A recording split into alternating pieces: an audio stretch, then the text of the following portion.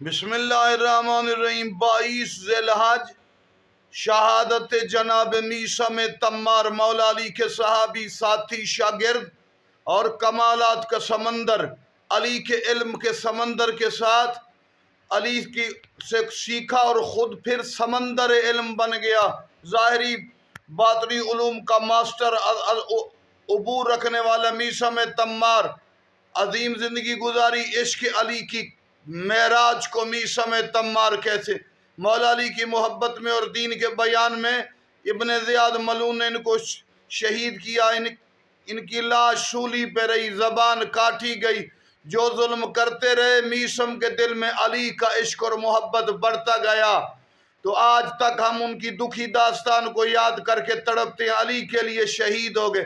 امام زمانہ آئیں گے، ایسے لوگوں کی داستان واضح ہوگی، دشمن ذلیل ہوں گے، ماننے والوں کے نام اور عظیم ہوں گے۔